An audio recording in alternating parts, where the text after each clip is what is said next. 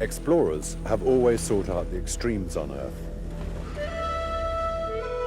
They seek that which has never been done, whether to climb the tallest mountain or to walk where no man has ever been before.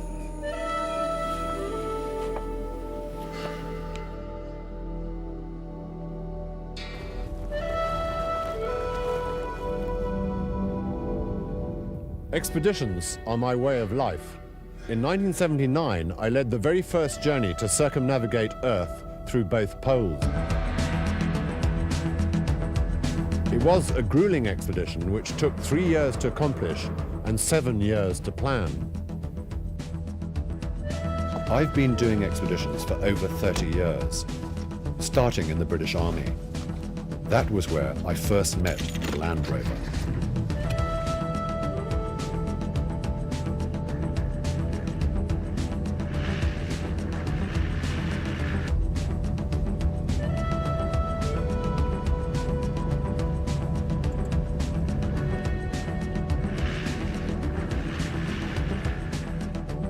The Land Rover has been around for 50 years. From its humble beginnings, conceived to save the Rover car company in post-war Britain, to world leader in the field it created.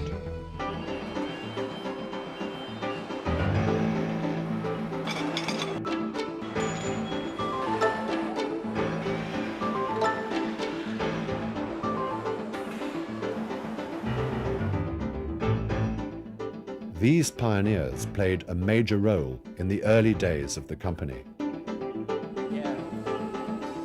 Tom Barton, designer of the original Land Rover, Spen King, father of the Range Rover, Jeff Miller, development engineer, and Roger Craythorne, demonstration manager, span 50 years' experience designing and developing Land Rovers. They remember creating the first civilian off-road vehicle, the variations, the expeditions, innovations, and new products. They've returned to the home of Land Rover in Solihull, England, to reminisce, witness the transformation of their visions, and to look into the future.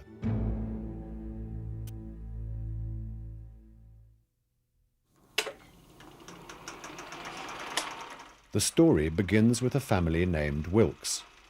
At the end of the war, Stephen Wilkes was a youngster, spending the summers with his family on the island of Anglesey in Wales. His father Maurice and uncle Spencer Wilkes were in the car business.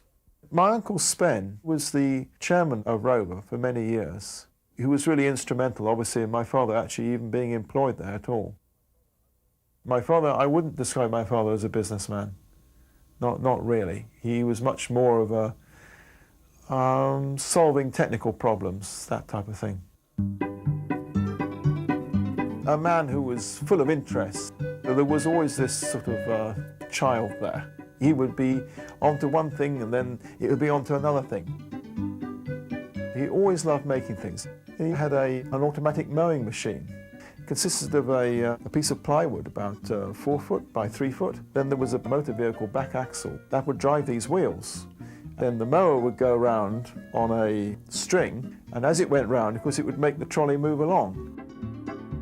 But there was another side to this carefree family life. The year was 1947, and the Wilkes brothers were struggling to keep the Rover Car Company afloat. Economic conditions after the war were bleak. The automobile industry was particularly hard hit. Steel was in short supply and given only to companies with products to export. That same year, England suffered the worst winter in decades. But it set the stage for Maurice Wilkes to develop an idea for a new product that would change the course of history for the Rover Car Company. There was a lot of snow, as I recall, and a great storm that followed after that, and floods. And the storm blew down lots of trees down the drive, so access to the house, well, you couldn't get there with a motor vehicle. And so it was important for my dad to be able to clear these trees as quickly as possible.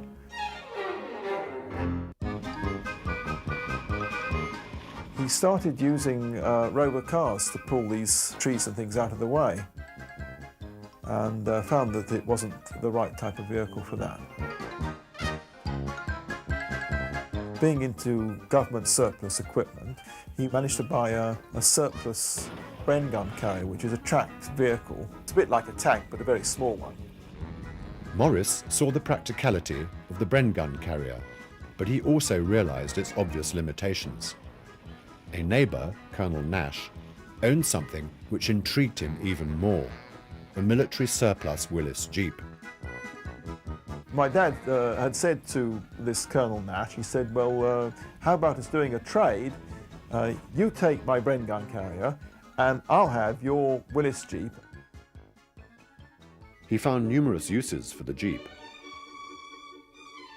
But more importantly, it gave him an idea which might save the company. Stephen's brother, Patrick, remembers the events of that summer. There's a story my mother tells about when my father came down here with her one day, and my uncle's boat came in there, and he came over in a dinghy, and my father and my uncle sat down on the sand somewhere here, and they drew in the sand like this, and they were drawing a picture of the first Land Rover. They were designing it in the sand. To translate the sketch in the sand, Wilkes went to the Rover drawing office and sought out section leader Tom Barton. MC Wilkes had this brilliant idea and called us 5 section leaders, there was then, up into his farm in Anglesey and showed us his old Jeep. And he said, well, as a stopgap, we've got to do something. Morris proposed to take the utilitarian concept of the Jeep, improve the design for civilian use, and build a vehicle with Rover parts. Historically, the Rover Car Company had only made automobiles. This new idea, a vehicle designed for export, would put the Rover Car Company back to work. The only real competition would be the Jeep, and its manufacturer realized the potential for a civilian model as well. It would be a bold move to go up against this already successful product. But for Rover, there was really no choice. The international market was the only option, as it was faced with export or die. Tom Barton remembers the daunting task handed to him by his boss. We shall have to make vehicles as cheaply as we can. And you 5 go back here and I want a vehicle similar to that the farmers can use, ploughing, harrowing, all these sorts of things, and I'll give you 12 months. So they went to work on a 4-wheel drive vehicle that had a rugged boxed chassis that was much stronger than the Jeeps, and a power takeoff that ran a variety of tools. It became a Land Rover trademark. Because steel was in short supply, they used aluminium for the body panels. It was corrosion resistant, plentiful, and cheap. The vehicle needed to be tested. What better place to push it to the limits than the family farm on Anglesey? I remember the Jeep disappeared and this rather stubby aluminium vehicle arrived. And I remember great discussions as to what it should be called. And I think my father actually coined Land Rover. The Land Rover debuted on April the 30th, 1948 at the Amsterdam Motor Show. The Rover Car Company immediately launched a marketing campaign, including this clever piece of cinema, to promote their new product.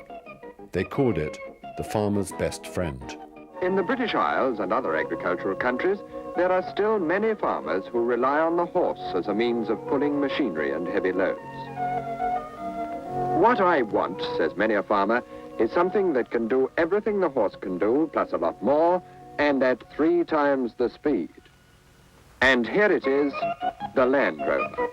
A tough, chunky, cheeky, versatile vehicle with an unlimited capacity for hard work. You can almost see it cock a snook at the old horse in the next field and hear it say, anything you can do, I can do better. Next job, please. Europe's first civilian off-road vehicle was a resounding success. When the first production models began rolling off the assembly line in July of '48, it was apparent that the planned 100 Land Rovers a week wouldn't even begin to fill the demand. There was no end to the uses around the farm. With an 80-inch wheelbase, a 52-horsepower four-cylinder engine, and permanent four-wheel drive, the little Land Rovers were performing feats of daring do far beyond their size and far beyond Rover's original concept as the farmer's best friend. Just what was this husky little workhorse all about? Even though 50 years have passed since this film was made, we still can't say it any better. There's something about the purposeful, functional Land Rover that makes an irresistible appeal to the young and the young in heart. There she is, 4 cylinders, 2 litres, overhead inlet valve side exhaust to give real slugging power. She develops 52 brake horsepower, does about 23 miles to the gallon on the road, and up to 60 miles an hour. How's she different from an ordinary car? Jump in and I'll show you. To begin with, she's got 4-wheel drive. That means you can go anywhere the tires will grip. Then you've got 10 speeds, 8 forward and 2 reverse, 4 high ratios for normal use and 4 low ones for the really rough stuff.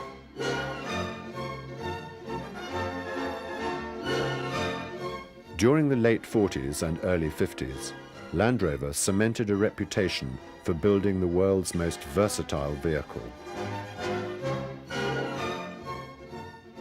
Land Rover offered models for a variety of duties. Its versatility made it a natural for leisure pastimes. Even royalty and heads of state wanted to ride in a Land Rover.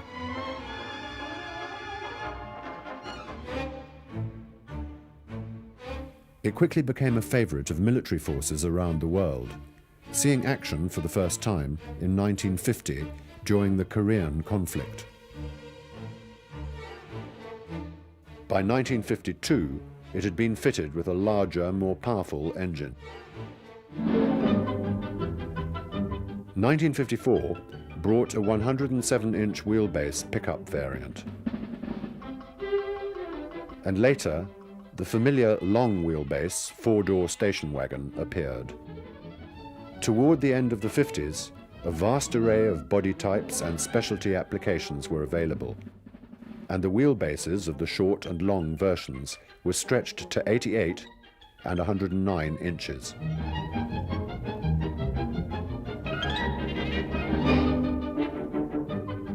One step more was needed to make the Land Rover the truly universal vehicle, namely to produce it in both petrol and diesel versions.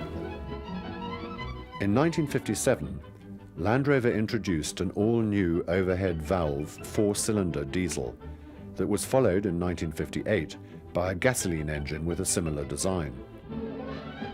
From now on, you can buy a Land Rover to run on the fuel of your choice. Descendants of these robust engines are still in production today. The decade of the 50s brought prosperity back to the Rover Car Company as the 250,000th Land Rover rolled off the line in 1959.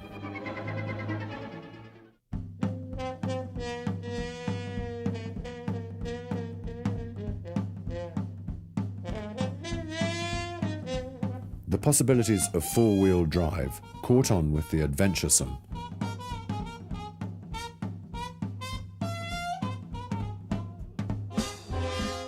A new breed of enthusiast emerged, eager to learn about off-road. Perhaps this was the birth of the Land Rover lifestyle, the first step away from its strictly utilitarian role into recreational pursuits. Over time, the Rover Company set up test courses at the factory grounds at Solihull and began to teach.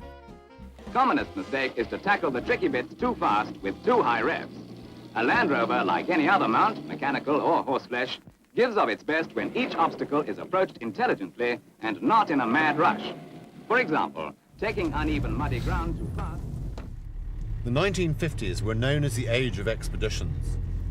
Suddenly, people were driving through Africa, Asia, and South America. And it's estimated that the first vehicle ever seen by 1/3 of the world's population is the Land Rover.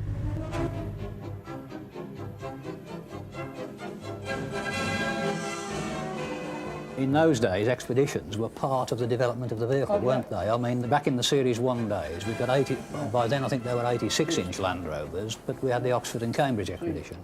And always rivers to cross, rivers and streams without names.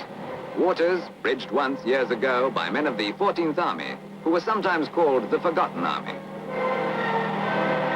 In Singapore, they get the welcome they deserve as the first motorists to have driven across this great overland route. These sturdy Oxford and Cambridge vehicles were examined by the Rover organization on their return, and it was found not a bit the worse for this toughest of endurance tests. 18,000 miles, London to Singapore.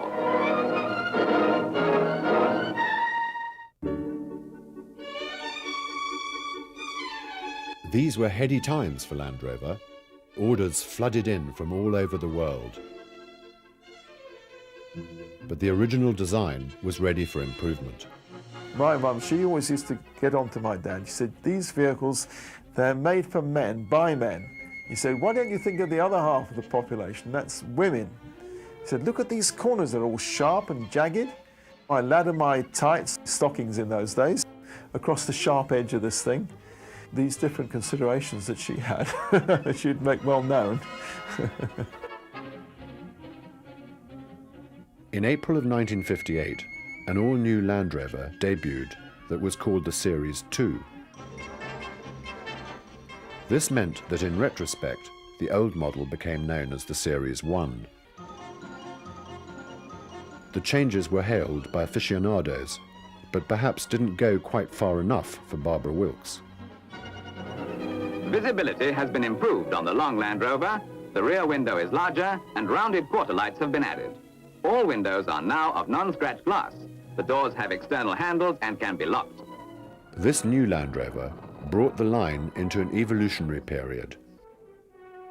With more work capacity and greater comfort, these new Land Rovers relit the fires of a hot sales era. Yes, the Series 2 Land Rovers are an improvement over their predecessors, and also a complete vindication of the original design, for the improvements are in fact only refinements of the original idea.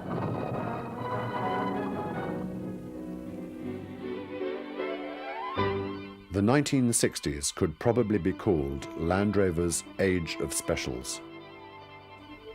The Series 2 evolved into the Series 2A, with a few mechanical improvements in 1961. By April 1966, the total number of vehicles produced reached 500,000. The vehicles reached new levels of adaptation and multi-use roles. In the mid-60s, there were 150 different variants available. Military forces all over the world ordered armoured cars, ambulances, and a lightweight air portable version. And of course, everywhere the Army goes, the Land Rover goes too. Here she goes, weighing well over a ton with trailer. And here she comes, safe and sound. And it's just one more problem to which the Land Rover provides the answer, for it packs more power and usefulness into a few cubic feet than any other vehicle on Earth.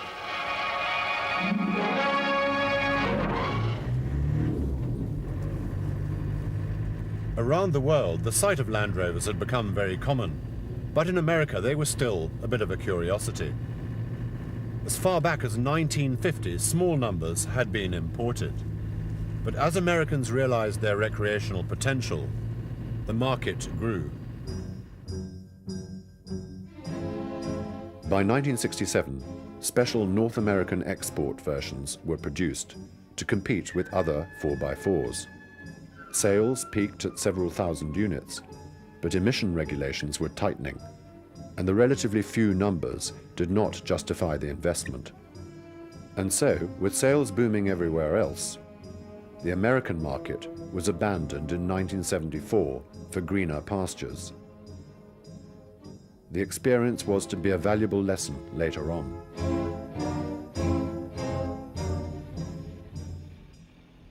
Even though Maurice Wilkes's design was supremely capable, it did not provide a high degree of comfort.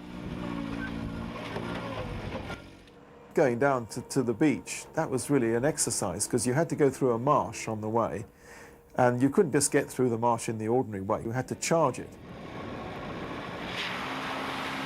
It felt like quite fast when it was on rough ground like this, you know. And you sploosh it and then whoop, it would go like this, and all the mud would come flying over the front of the thing, and the windscreen wipers would be going already. As the recreational possibilities were being discovered, Land Rover engineers realized that they had to refine the basic vehicle. They found a growing need for comfortable but off-highway capable estate cars, or station wagons as Americans called them. It was an intriguing concept, a 4x4 recreational vehicle. It became the new focus for development. A young engineer was appointed head of Rover's new vehicle projects team. He was an innovative free thinker, fresh from a gas turbine car project. His name was Spen King. The target was to make a vehicle with conventional seating, which Land Rover really hadn't got in those days, to make it a very good ride by car standards on the road, and ride and handling and everything to motor car standards of those days, and to make it as good or possibly better than Land Rover off-road. As Rover saw the need for more comfortable off-road vehicles, an engineer named Graham Bannock discovered an identical trend developing in the United States. It was simultaneous. I mean, he was doing this investigation which said that the leisure 4x4 market was in for a big growth, and God knows he was right. Vehicles like the Ford Bronco and Chevy Blazer were headlining the growing recreational 4x4 market. Once again, it was time to convince the board. As Spen said, one of the first things we must do is to show what they were known as new vehicle projects people what 4x4s were about. So we decided to take 15 or 20 Land Rovers down to East North and some competitive vehicles, Nissan, Toyota, Bronco, International Scout. We did a 2-day safari and convinced them of the off-road abilities of Land Rover, and in some cases the lack of off-road ability of some of the competition. The team was convinced, and King led the development. They built several prototypes with decoy names, such as Velar and Road Rover, and finally settled on the one that became the world-renowned Range Rover. The next step was to convince the board of directors to build it. One of the first demonstration dives was to have this dramatic entry of the red number 6 prototype down a grassy bank where we got all of the directors. Roger Craythorne realized it would take a clever presentation to impress the board, using one of the most basic rules of salesmanship. It's like most things. If you've got to sell a new design, you need to show people and not just tell them. So, you know, pictures tell a lot of stories about just how well things work. We basically took the body off a Range Rover, put a roll cage on for safety, loaded it to the correct unladen weight. The unique rolling chassis clearly showed the innovative long travel coil spring suspension and live axle location. The setup provided a more comfortable ride and even better off-road capability. The newly acquired V8 engine was powerful and lightweight. Permanent four-wheel drive gave it predictable handling. Disc brakes were fitted for the first time on a vehicle of this type, as was a load leveling device between the rear axle and the chassis. But Spen had one more goal: to make it more smooth and acceptable looking in appearance, and I think we succeeded. The new Range Rover was launched in June 1970, and like the little Land Rover in 1948, it became the new European automotive rage. It claimed numerous design awards and was even hailed at the Louvre in Paris as automotive art.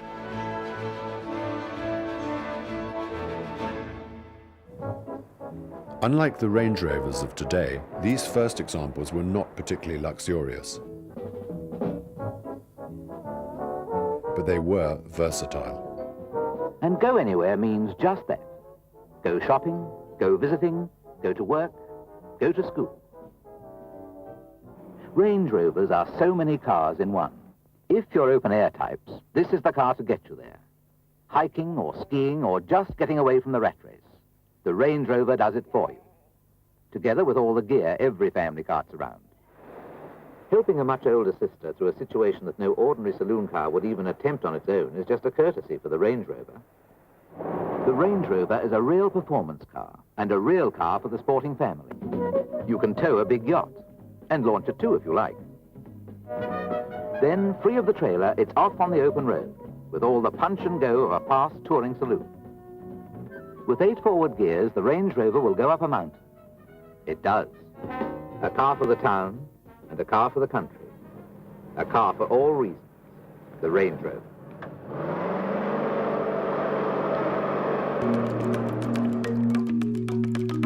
For Range Rover to truly be a member of the Land Rover family, it was important for it to prove itself.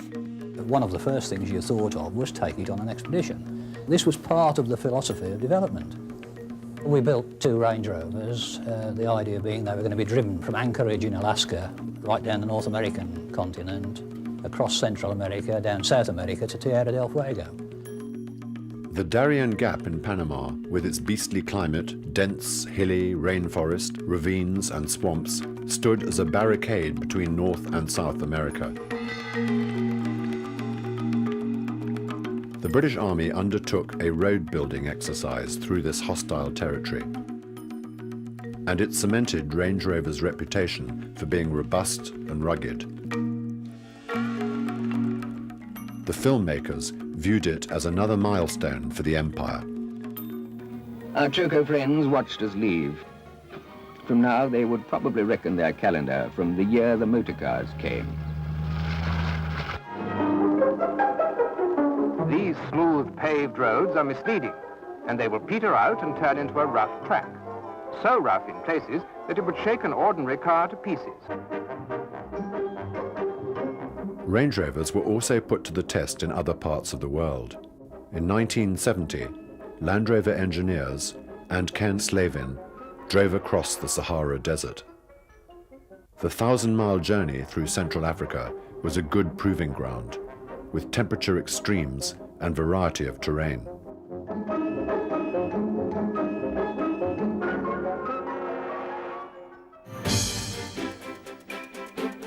Meanwhile, the humble Land Rover 88 and 109 had remained basically unchanged since the Series 2 took a bow in 1958.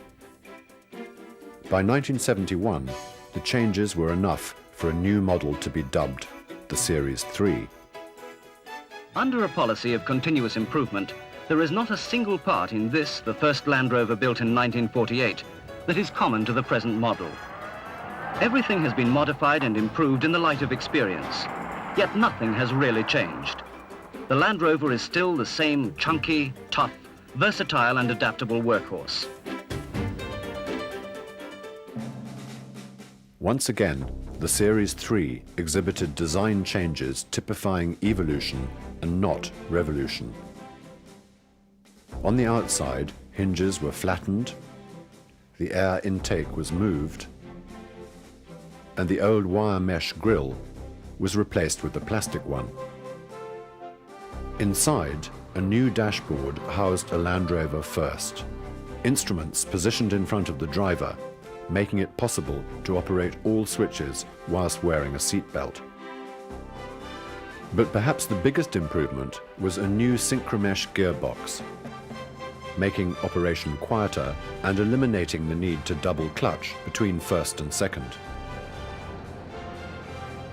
The Series 3 was built for purpose and quickly took up global duty. The company celebrated the 1 millionth Land Rover in June 1976. With all this success, it was apparent that this was no ordinary car company. Something special was happening. We was all enthusiastic, mad keen on the Land Rover. It was one happy family. You didn't seem that you had to go on a team building exercise then, because everybody works as a team and you knew everybody. A high proportion of us on development and in the experimental shop ran our own Land Rovers, and we went trialling with the clubs in our own Land Rovers.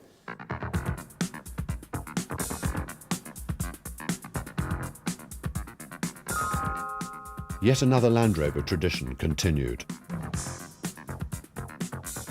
Club rallies built tremendous enthusiasm and loyalty for the marque. Indeed, it's possible to detect the emergence of a new leisure pastime.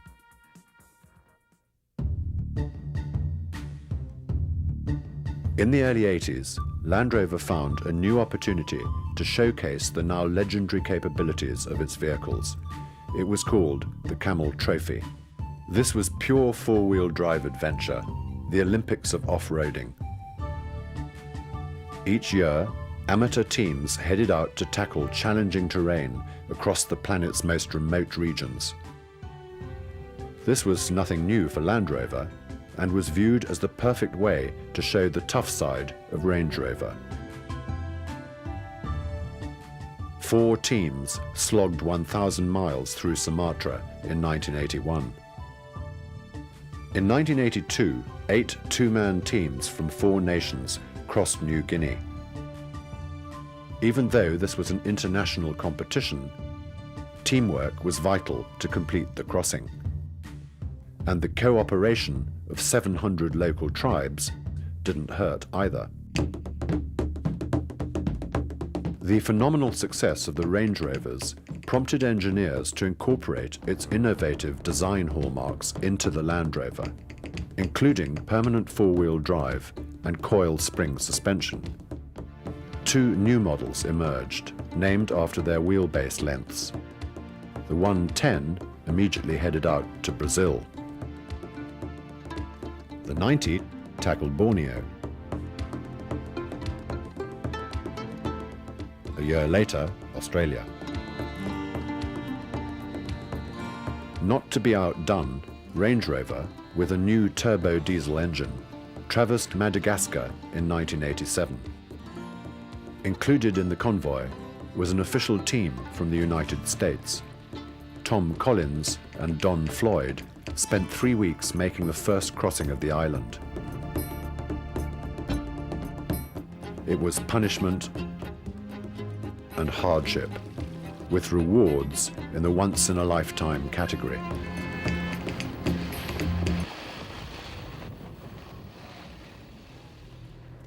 "40 years after the first Land Rover rolled off the production line, it was still being used for its original purpose. As a rugged utilitarian vehicle, great for expeditions or on the farm, and country lifestyle pursuits.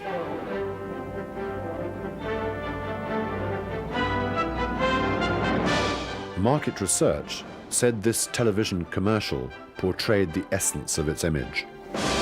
Next time you're late for work, it's worth remembering that nothing, but nothing, gets in the way of a Land Rover.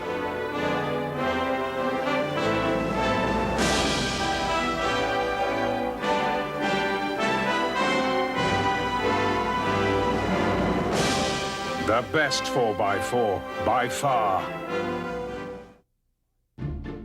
The 1980s saw many developments for Range Rover.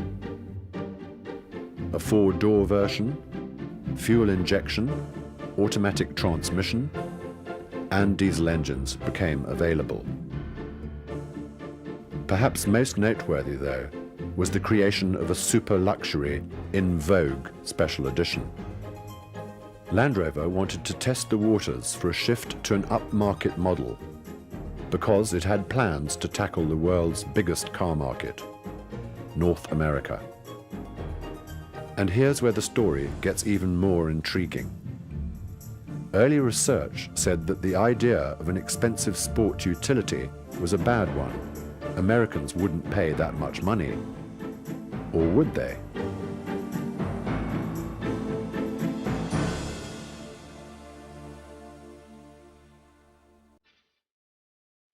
Business in America commenced in 1987, selling a very exclusive high-specification Range Rover, with options never before seen on this type of vehicle. Leather seats, wood trim, premium stereo system, sunroof, and power seats, door locks and mirrors.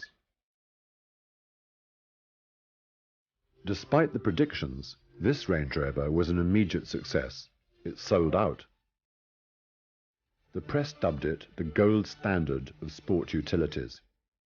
At that time, the sport utility market was still in its infancy, with only 10 marques available in the States. The Range Rover didn't fit the description of these more utilitarian types. It created a brand new segment in the still infant four-wheel drive market, the luxury sport utility vehicle.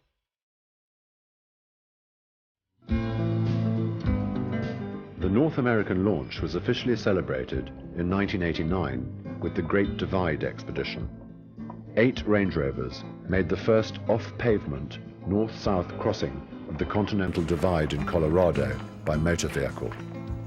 The caravan covered over 1,000 miles of terrain, promoting the new Tread Lightly program, developed by the US Forest Service.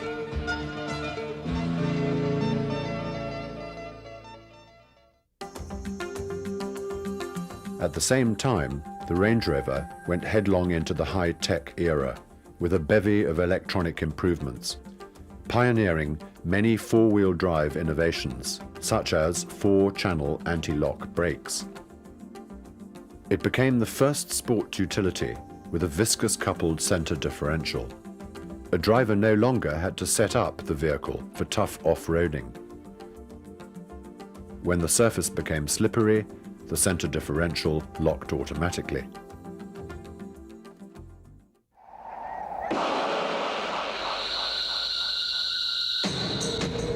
In the early 80s, Land Rover realized it needed a new vehicle, one that combined the ruggedness of the 90 and the 110 with much of the comfort of the Range Rover.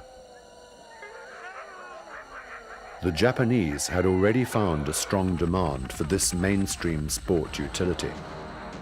If Land Rover were to enter this market, the vehicle could not sacrifice any off-road capability.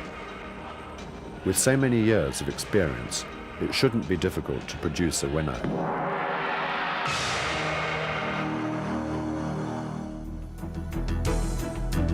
Discovery was launched in 1989 at the Frankfurt Motor Show.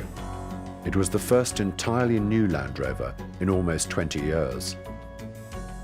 The design picked up cues from Land Rover vehicles. The roof was raised and given windows.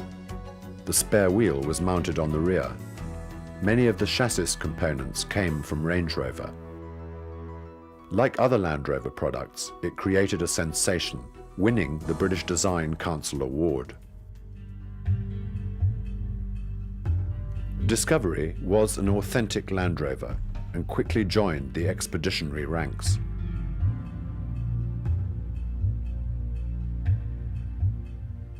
In the late 1960s, my guide, who was a Bedou from the Empty Quarter, which is the greatest sand desert in the world, told me of a lost city where all the frankincense had been stored. It had been lost 4,000 years ago, and I decided to start looking for it. We drove into the middle of the Empty Quarter. 700-foot-high sand dunes, areas of very soft bog sand.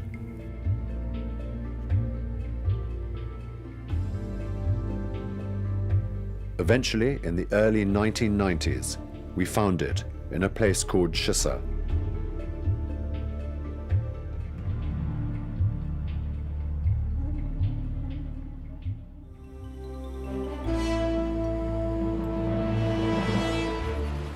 By 1990, 1 million were applying annually for the Camel Trophy adventure. Discovery was tapped for the crossing of Siberia. It quickly proved it was a genuine Land Rover. American participation was now solidly locked in.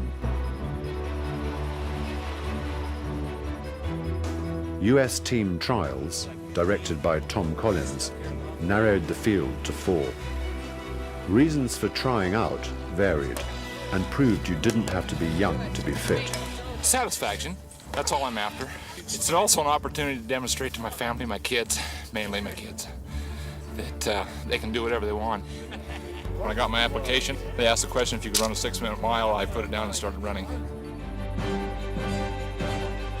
In 1992, Dan Ammon and teammate Jim West from Phoenix, Arizona, joined the adventure in South America, living in their Discovery for 3 weeks.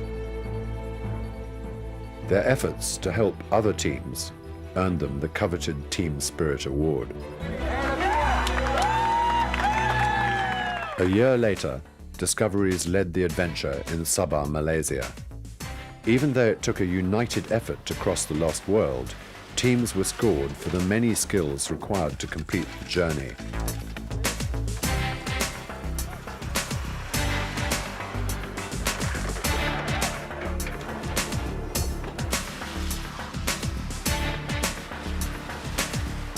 This was another record year for the American team. Tim Hensley of Portland, Oregon, and Michael Hussey of Middlebury, Vermont, had never met before the US trials. By the end of the event, they had managed to beat the jungle and the rest of the nations to win the Camel Trophy.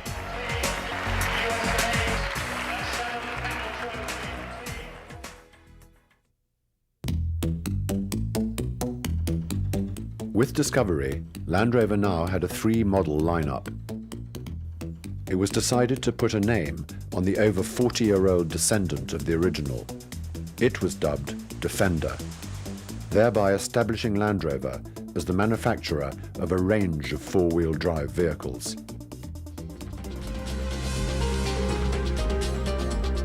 Under its new name, the utility workhorse continued to serve as public servant and peacekeeper.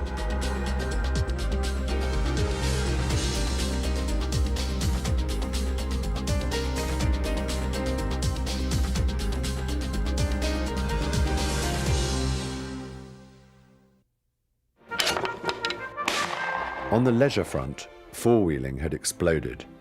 Range Rover became the vehicle of choice by the country set. The company capitalized on the opportunity and began to promote the Land Rover lifestyle.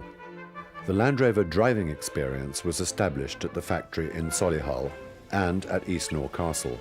Really, it's a case as slow as possible, as fast as necessary. And it seems to be a direct contradiction, but that's the way we want to be. And we're getting a nice, smooth ride now. It's just... We've got to remember that, as slow as possible, as fast as necessary.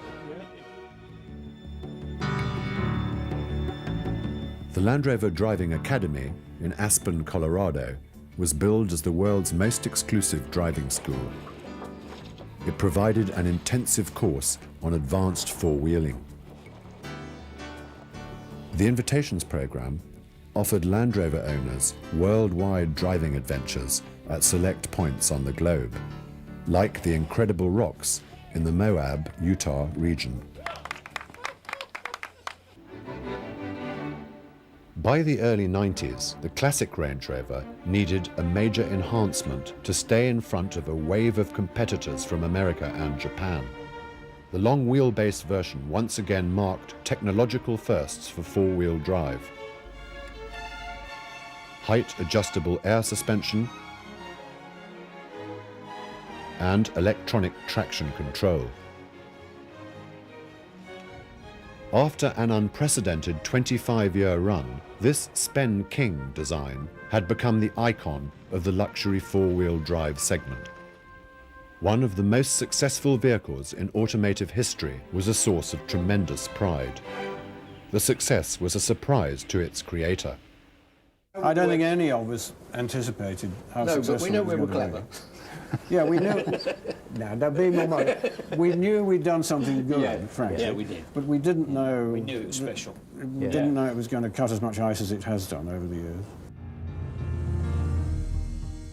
1994 heralded the introduction of an all-new Range Rover.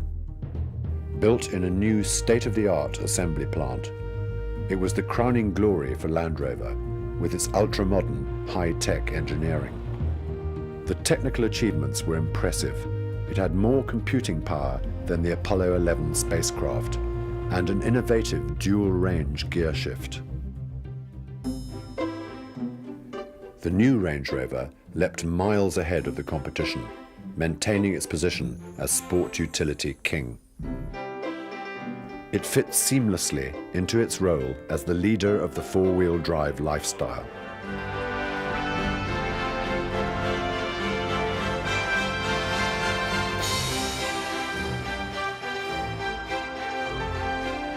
For decades, the marque has been a favorite with celebrities and public figures worldwide.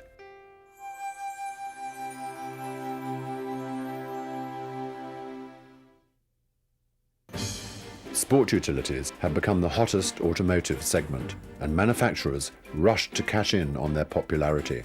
But surveys showed the car buying experience was extremely distasteful. Alternatives surfaced, with superstores selling more than one brand, offering a no-haggle approach. Land Rover chose another tack. It capitalized on the lifestyle and adventure appeal of the vehicles and created something called centers. They looked more like hunting lodges than showrooms. Sales guides dressed as explorers and used demonstration courses to sell the off-road capabilities. You're close now, Bob. You're real close. They also created excitement. Yes! He's on there! All right, 32 seconds. Good job. Nice touch. Good job. 32 seconds. Since the North American market had proven so successful for the Range Rover, 1994 brought the inevitable, Discovery. And like its predecessor, it became an immediate hot number. Four Wheeler magazine named it 1995 Four-Wheeler of the Year. It was immediately tapped for an expedition to the world of the ancient Maya in Central America. La Ruta Maya, an expedition of discovery, transported replicas of Maya artifacts to an archaeological site in the rainforest of Belize. This expedition represented the absolute essence of the Land Rover marque values. It was true adventure, providing the freedom to explore the mystery of the Maya. A very authentic endeavor, in authentic vehicles displaying supremacy in negotiating the route. It underscored the individualism of the participants and their guts to tackle this challenge.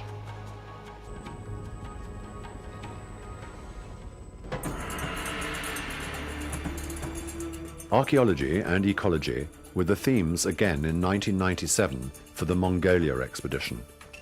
Two discoveries made the first continuous north-south border-to-border crossing of Mongolia in support of a long-term ecological research program. A people who have seen little change over the centuries inhabit the pristine environment. They are the last horse-based nomadic culture in the world. The Gobi Desert yields rich beds of dinosaur fossils, left 70 million years ago. Paleontologists come to the Flaming Cliffs to try to find the answer to their mysterious extinction. There are few roads in Mongolia, and the travelers relied heavily on their vehicles and several forms of navigation to complete the journey.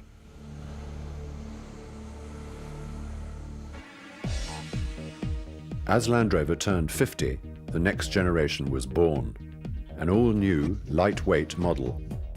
The first Land Rover without a separate chassis frame, and the first with a transversely mounted front engine. It is called Freelander. And even though it was originally developed for Europe, Land Rover reveals it has plans for eventual sales worldwide. Freelander fit neatly into a new 4x4 segment, the Mini SUV. It is engineered with more than 16 patented features, including hill descent control. It was not designed to replace or even compete with Discovery or Defender, remaining true to the Land Rover's mission to build the best 4x4 vehicles within each segment of the market.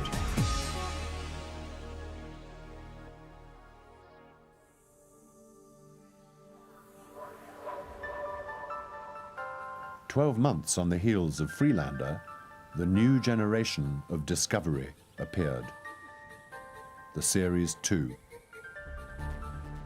It has been 10 years since its introduction, and by 1999, sport utilities are extremely popular, not only as four-wheel drives, but for daily duties, and they are expected to handle predictably as passenger cars.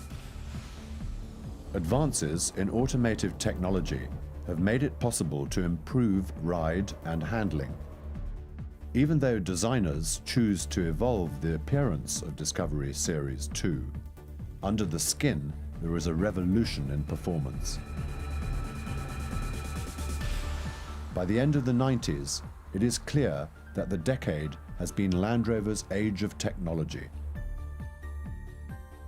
Using onboard computers and advanced hydraulics, body lean in cornering is greatly reduced using a patented system called ACE. This is short for Active Cornering Enhancement. Land Rover engineers have used components of the anti-lock braking system to create even more capability. Off-road driving techniques must therefore also be changed. When a wheel spins, a driver should stay on the throttle instead of letting up, allowing the four-wheel electronic traction control to send power to the wheels with the most grip. Land Rovers have become more capable than ever. Hill descent control takes it another step. Using ABS, speed is limited, providing better control downhill. Is it possible this Land Rover does a better job than even the driver?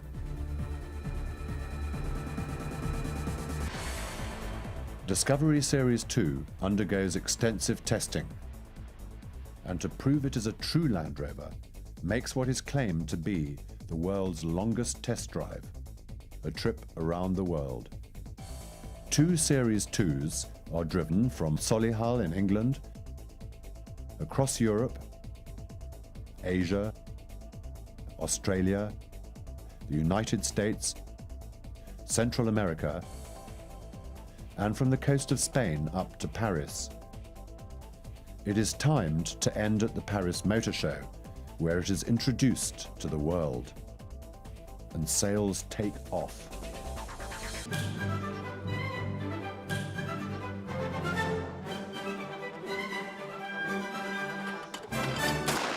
In Colorado, Land Rover owners are given a preview of this new generation at the Land Rover Lodge. Many think they put their own Land Rovers to good work and find the extreme conditions a real eye-opener.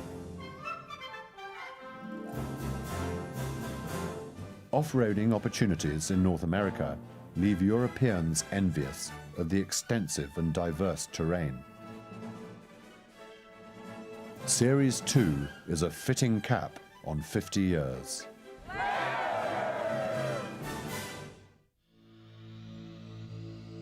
What about the future? For years, Land Rover had little real competition, but times change, and there are now 19 manufacturers selling over 40 sports utility models in the US alone. The 4 pioneers were given a very special behind-the-scenes tour of GDEC, the Rover Group Design Center, by Jeff Upex, design chief, and some of his top people.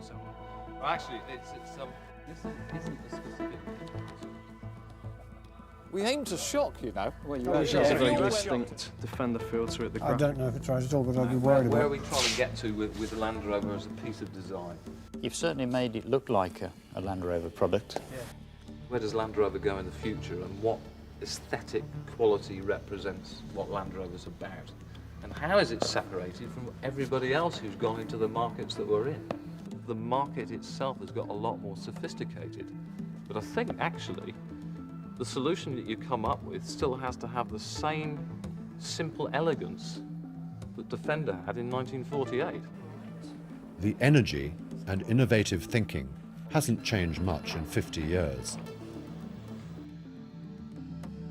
But the technology has. This is where the future of Land Rover lies.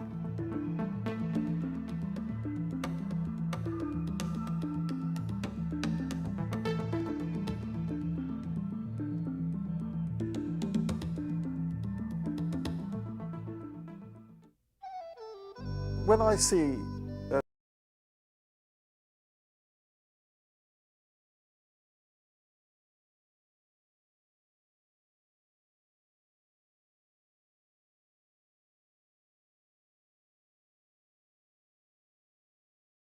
Of course, 50 years is not the end of the story. Land Rover will continue to make great vehicles, and explorers will always find something new to do. In a short while, I will begin my next expedition. We will, of course, be using Land Rovers.